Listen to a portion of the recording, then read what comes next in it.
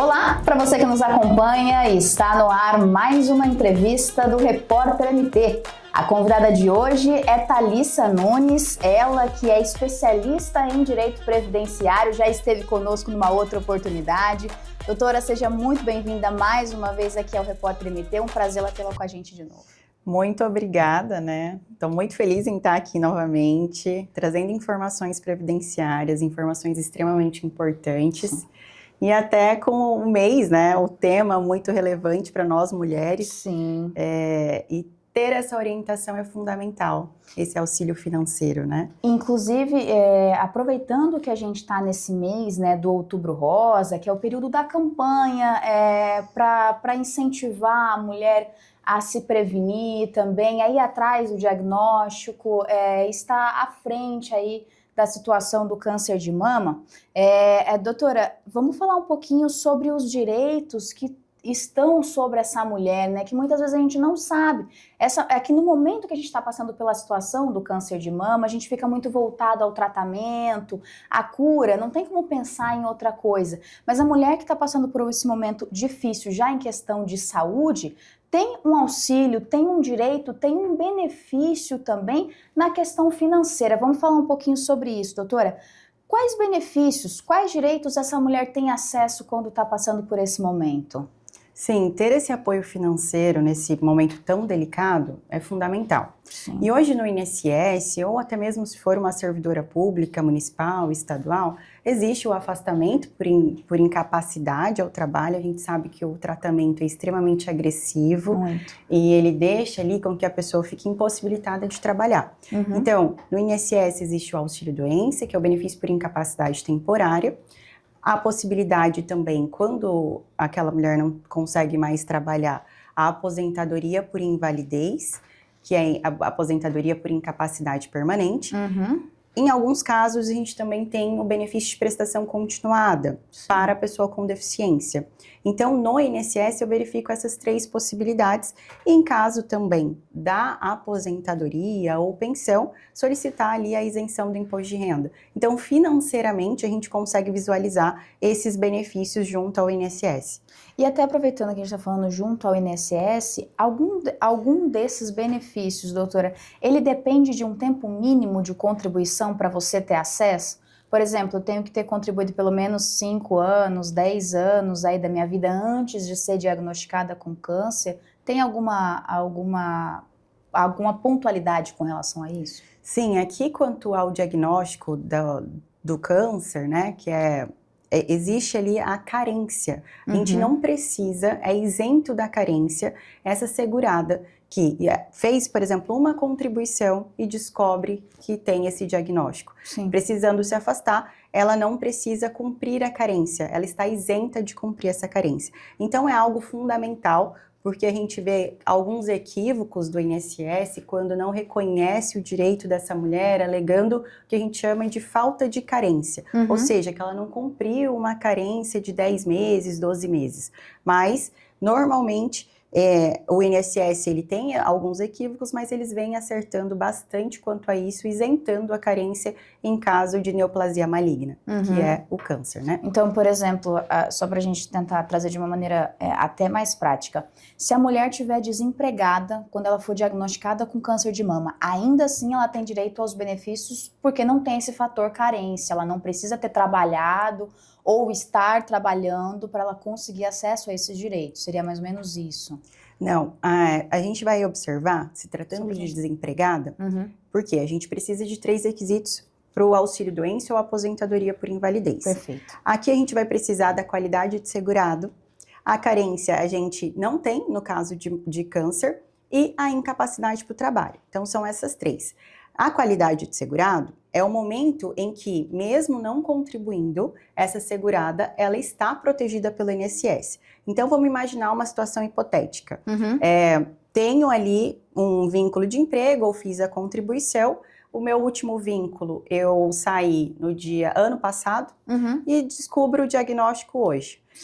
Durante esse período de 12 meses, eu ainda estou protegida pelo INSS. Então, eu posso, sim, buscar o meu pedido de benefício por incapacidade ou aposentadoria. Então, eu tenho a qualidade de segurado que o INSS fala. Entendi. Agora, Quando eu estou a um período muito maior sem contribuir e descubro o diagnóstico de câncer, a gente vai observar a possibilidade de eu aumentar essa proteção.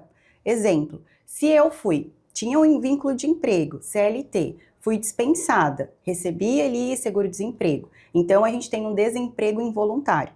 Nessa situação, a gente consegue estender esse período de qualidade segurado. Aí, ao invés de 12 meses, eu fico protegida pelo INSS pelo prazo de 24 meses.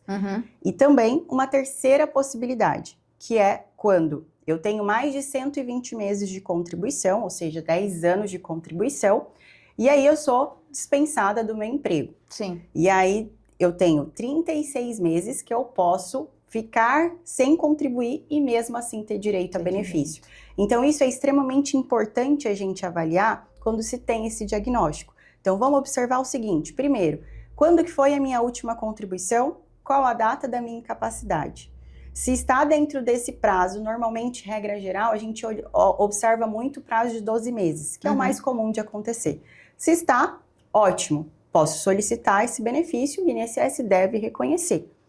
Então, tem essa peculiaridadezinha que é um pouco mais técnico, que é mais difícil com que o cidadão entenda. Então, a gente utiliza ali o termo de qualidade segurado, mas como proteção para que esse segurado ele consiga estar protegido pelo INSS.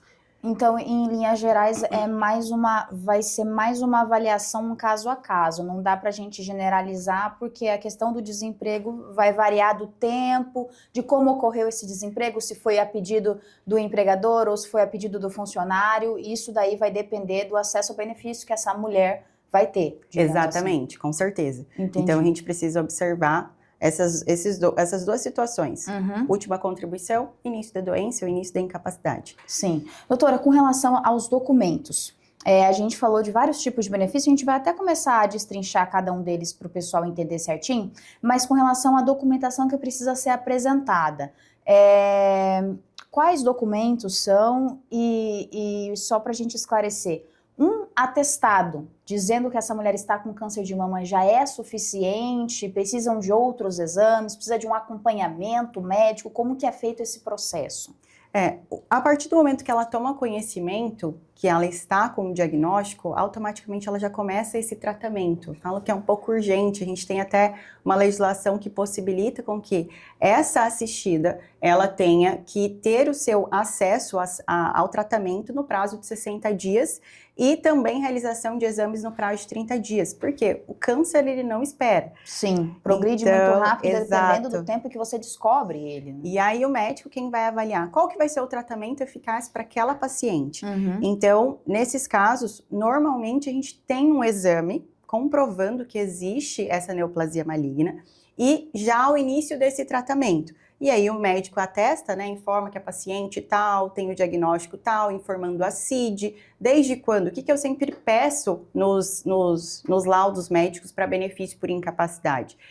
O início dessa incapacidade, quando que se deu, porque isso vai afetar ali no direito, e também o início desse repouso, quando que começa esse repouso e qual o prazo que a gente tem estimado.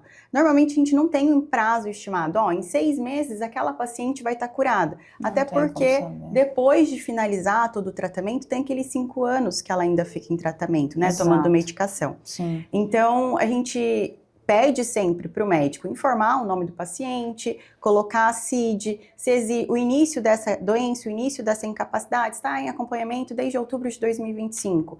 E se existe uma possibilidade de retorno ou qual o prazo estimado, normalmente vem prazo indeterminado, então acompanhado ao exame. Eu gosto muito de quando faz esse requerimento, ter essa documentação médica acompanhado de exames. O INSS gosta muito de saber qual o tratamento que essa pessoa está fazendo, se ela está fazendo o tratamento ou não, para que ele consiga exatamente verificar. Vamos reconhecer o período de 12 meses para aquela segurada, para que ela fique afastada das suas atividades e depois retorne.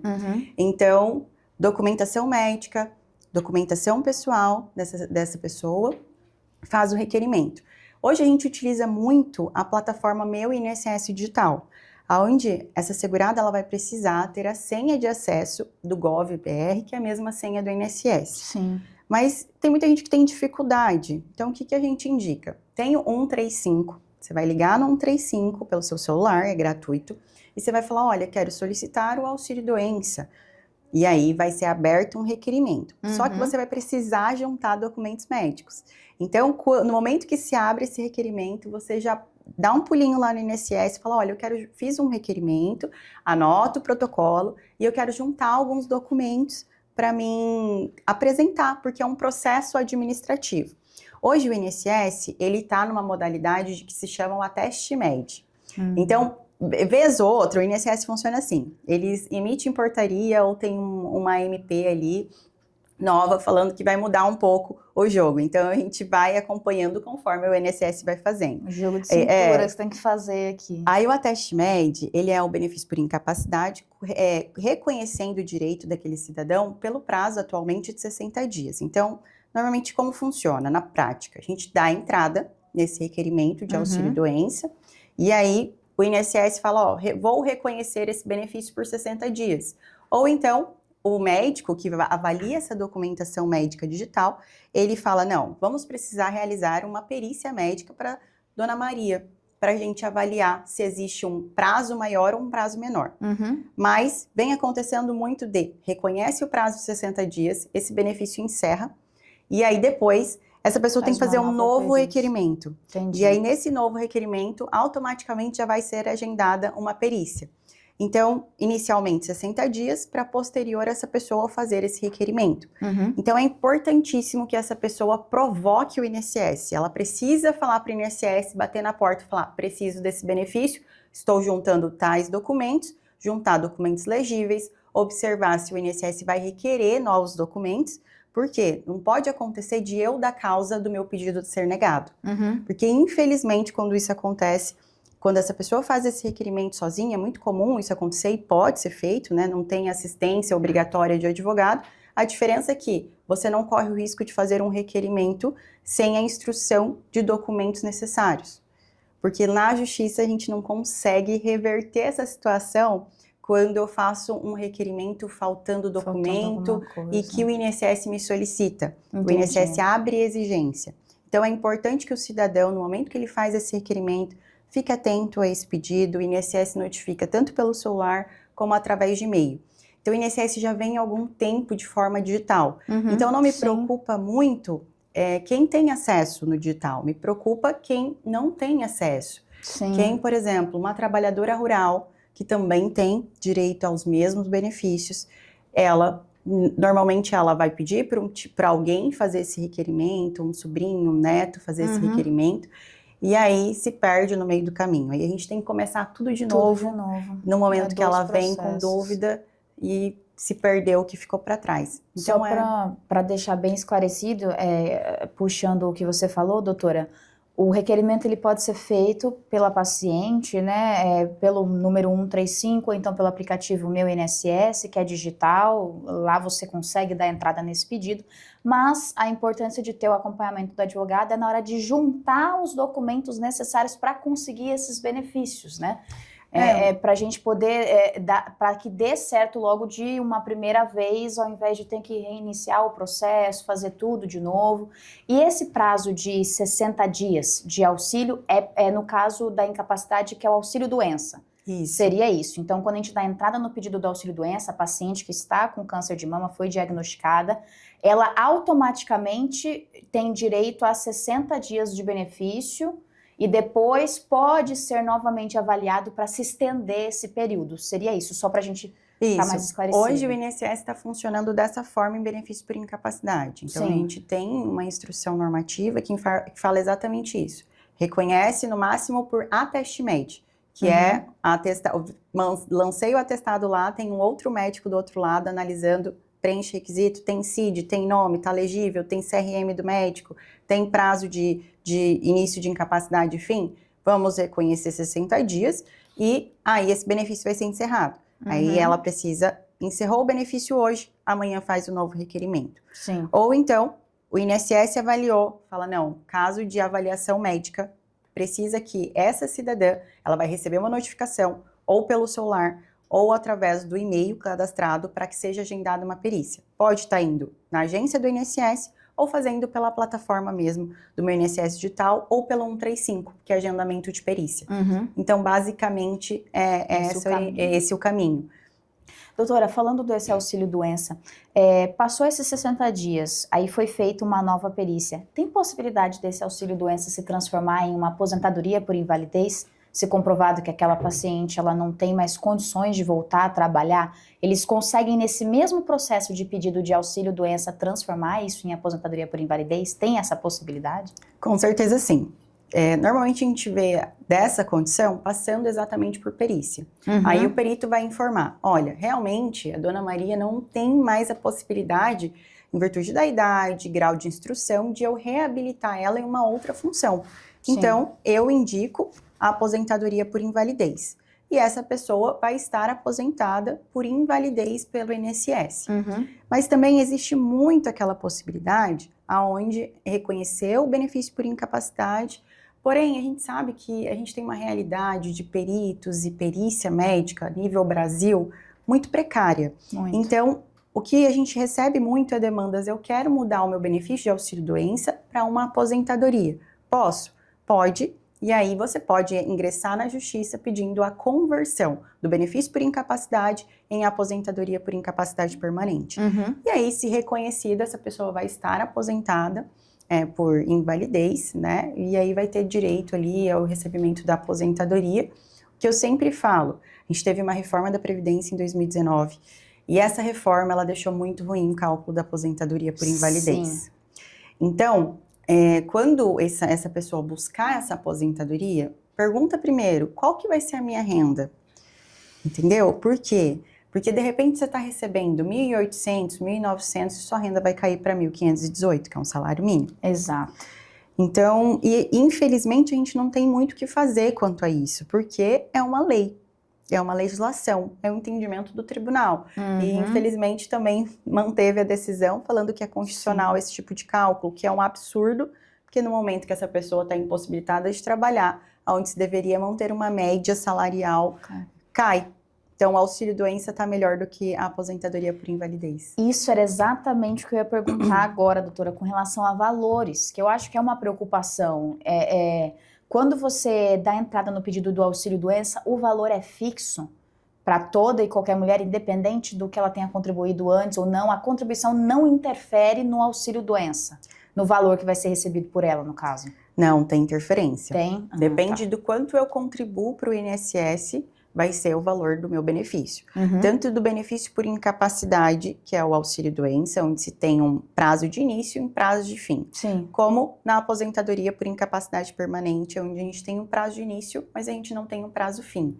Então, o benefício por incapacidade, a gente vai pegar 91% da média salarial dessa segurada e ter ali o valor de salário, o salário dela, né? Sim. E aí, na aposentadoria, a gente vai pegar o mesmo cálculo que a gente pega como se ela fosse aposentar hoje, por exemplo. Por isso então, que acontece essa queda. Porque vai ser 60%, mais ou menos, e aí se tiver, depende do tempo de contribuição que ela tem. Entendi. Então, o cálculo do benefício por incapacidade ficou melhor do que da aposentadoria por invalidez. Mas tem a gente está falando de valores que podem chegar, mas... por exemplo, não tenha tempo mínimo de contribuição, os últimos salários daquela paciente foram salários mínimos, tanto o auxílio-doença quanto a aposentadoria por validez, ela pode receber no mínimo o salário mínimo que é hoje. Exato, no mínimo 1.518 e no máximo 8,86, que é o teto do INSS. Certo. Doutora, ainda falando sobre os benefícios, acredito que muita gente não saiba ou ainda não tenha entrado lá no aplicativo do FGTS, que eu já entrei algumas vezes e vi que tem essa questão, do benefício de sacar o FGTS e o PIS, para quem está passando por essa luta contra o câncer. Como é que funciona isso para essa paciente? Na hora que ela entrar com esse pedido para sacar esse valor que está lá, ela pode sacar tudo? Eles deixam sacar só uma parte, que nem é quando a gente saca aniversário, né? Que a gente pega só uma parte. Como é que funciona isso? Não, tanto ela, né, como ela que teve o diagnóstico, como, por exemplo, o esposo, que tem ali uma dependente no núcleo familiar que teve o diagnóstico de câncer, pode sacar. E aí pode sacar o valor que tem disponível para saque. Né? Então, é algo que, apesar das pessoas terem conhecimento, ainda não faz. Por que isso é importante? Qual que foi a ideia do legislador? A gente sabe que o câncer é uma doença muito grave, é uma doença agressiva. Então, onde a gente... E ela é de surpresa, ninguém espera ficar doente, né? Então, nesse momento, pelo menos ter uma ajuda financeira um pouco melhor ali é fundamental, porque você vai ter tratamento com o médico, acaba que a sua produção de trabalho diminui um pouco, então não é o mesmo ritmo, então você precisa ter esse apoio financeiro. E é legal a gente falar que quando você tem um dependente, a gente está falando do caso da mulher que foi diagnosticada com câncer, dela poder retirar o FGTS ou PIS que é dela. Mas no caso do esposo, se ela for dependente dele, ela foi diagnosticada, o esposo também pode retirar. No caso de um filho, por exemplo, menor de idade, não trabalha, foi diagnosticado com câncer, tanto a mãe quanto o pai, se os dois trabalharem, podem sacar juntamente o FGTS para auxiliar nesse tratamento, né, doutora? Exato. É importante a gente esclarecer isso. E só para a gente já ir caminhando para o finalzinho da entrevista, doutora, em relação à isenção do imposto de renda, que a gente você citou até no comecinho, ele vale para toda mulher com câncer de mama ou só para quem já está aposentada? E como que funciona esse pedido para a gente dar entrada nessa isenção? Tem um prazo? Sim, o imposto de renda é somente para quem está aposentado, pensionista ou na reforma, que é o militar, né? Então, se essa pessoa, ela vem recebendo, tive o diagnóstico lá em 2024 e até hoje eu não solicitei o meu imposto de renda. Eu posso não só solicitar a isenção do imposto de renda como a restituição desde o início dessa doença. Então, aqui a gente não comprova incapacidade, aqui a gente só comprova que existiu uma doença, eu tive um câncer lá atrás, hoje eu estou aposentado, a legislação me possibilita ter a isenção de imposto de renda. Entendi. Então, não só a isenção, e dependendo da data da doença e data dessa aposentadoria, ou quem está na reforma, pode solicitar, sim, isenção ou a restituição desse imposto.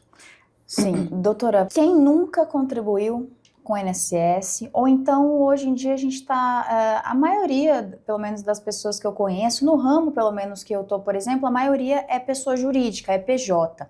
Nesses casos, se eu descubro um câncer de mama, ou quem é MEI descobre um câncer de mama, ele tem algum amparo, mesmo não contribuindo, ele tem algum amparo, tem algum direito prescrito para ele, para fazer esse tratamento, tendo o apoio do Estado, da legislação?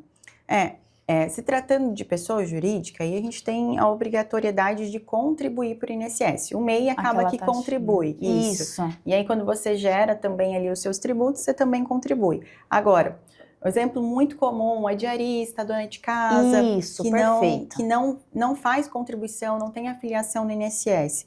A gente vai observar a possibilidade de benefício assistencial, que é o benefício de prestação continuada da pessoa com deficiência. Certo. Aí, nesse caso, a gente vai precisar comprovar que ela é uma pessoa com deficiência. Ou seja, infelizmente, o câncer de mama, às vezes, ele pode deixar sequelas. Sim. Principalmente nessa parte aqui, né, da mulher, no vácuo, no braço. Hoje a gente tem um pouquinho mais de acesso às informações e a gente também tem uma parceria com a APOC, que é uma associação de pacientes oncológicos. Então, a grande maioria são de pacientes mulheres com diagnóstico de câncer. Então, convido a todos, né, a segui-las nas redes sociais, porque realmente é um trabalho extraordinário e a gente pôde ver. É uma conversa que tem ali entre as mulheres. Uma rede de apoio. É uma rede de apoio que é fundamental. Sim. Então, para essa mulher que não tem contribuição, não tem filiação no INSS ou perdeu ali a qualidade de segurado, pode buscar esse benefício. Então, a gente precisa comprovar que existe um impedimento a longo prazo para ser caracterizada como uma pessoa com deficiência. Sim. E por ser um benefício assistencial, a gente também vai precisar olhar para a renda dela e da família dela. Aqui, o INSS pede uma renda de até 1/4 de salário mínimo para essa família. Então, assim, é quase que viver em situação de miserabilidade mesmo, assim, para que a pessoa, não que ela tenha direito, mas administrativamente, lá no INSS, vai se observar 1/4 de salário mínimo. Na justiça, a gente tem um pouco mais flexível esse entendimento sobre a renda, que aí a gente consegue até meio salário, já tem entendimentos nesse sentido, de tribunais, e comprovar o caso concreto daquela família. O que eu sempre falo? Tenho renda acima de 1/4 salário mínimo? Tenha documentos comprovando o custo com a medicação, não só o seu, mas de pessoas que moram na sua casa. Então, por exemplo, eu tenho um custo de medicação por mês de R$300. Então, para o INSS, a gente tem um teto para abater o custo de medicação. Já na justiça, a gente precisa demonstrar para o juiz que aquela família, apesar dela ter um salário de R$1.800, eu e o meu marido, Né? eu tenho um comprometimento de renda. E com esse comprometimento de renda, eu excluo essa renda que vai para a medicação. Então, é obrigatório.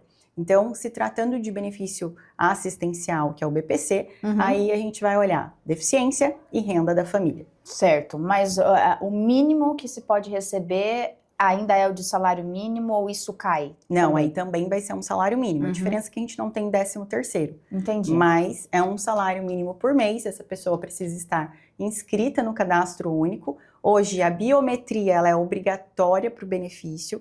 Então, tem o cadastro único, atualiza a cada 2 anos. E a biometria eu sempre indico para ir até o TRE e fazer a biometria. A biometria, para quem não sabe, é pegar aqui a nossa digital e comprovar para o INSS que você já tem a biometria coletada. Sim. Então, é algo para o futuro que o INSS implantou já no BPC, mas que vai ter em todos os benefícios por fraude, né? Infelizmente, a gente tem um número ainda muito grande de pessoas recebendo por terceiros. Sim. E aí o INSS busca exatamente que isso não aconteça. Só queria aproveitar, doutora, a sua presença aqui. A gente comentou um pouquinho antes de começar a entrevista, mas eu queria voltar porque eu acho que é importante e é um direito da mulher também, a questão da reconstrução da mama. Sim. Porque muitas mulheres, quando vão fazer, quando são diagnosticadas com câncer de mama, dependendo da condição que o câncer está ou do tamanho dos nódulos malignos, ela acaba tendo que retirar toda a mama para que isso não interfira e se espalhe pelo corpo, dizendo de uma maneira bem prática. E assim, para nós mulheres,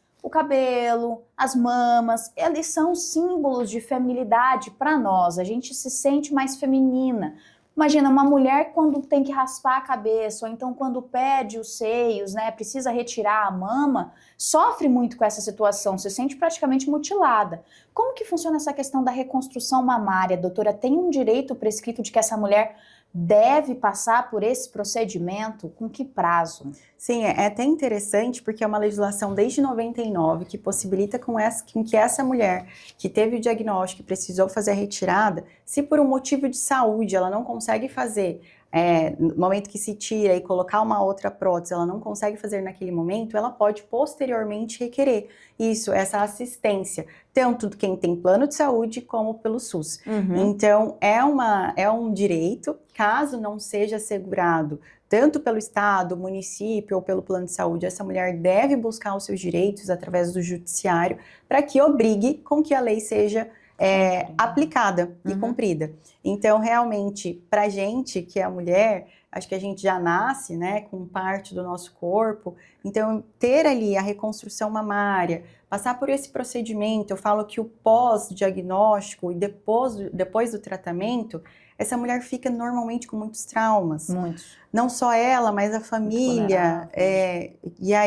E durante todo esse período também pode estar assistida por benefício por incapacidade, entendeu? Sim. Então, a gente, não só na fase de tratamento, mas gera ansiedade, gera uma preocupação muito maior, e isso, a longo prazo, essa pessoa fica com uma depressão, uma ansiedade, crise de pânico. Infelizmente, são CIDs, doenças secundárias, mas que afetam muito esses casos, né? Então, essa mulher, ela tem esse direito assegurado, com certeza é uma conquista, e, para mim, muito importante, quando a gente fala principalmente do nosso corpo, como você mesmo falou. Sim. A gente se sente meio que mutilada, eu acredito, né? Porque a gente nasceu com aquilo. Exato. Si, né?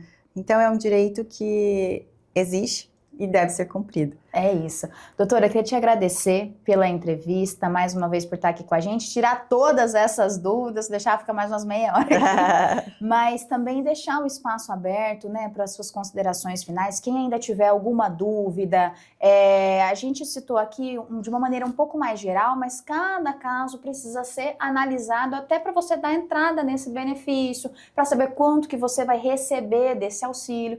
Então, pode também estar acompanhando a doutora nas redes sociais dela, deixar suas perguntas aqui embaixo, que ela responde para vocês depois. Doutora, mais uma vez, muito obrigada.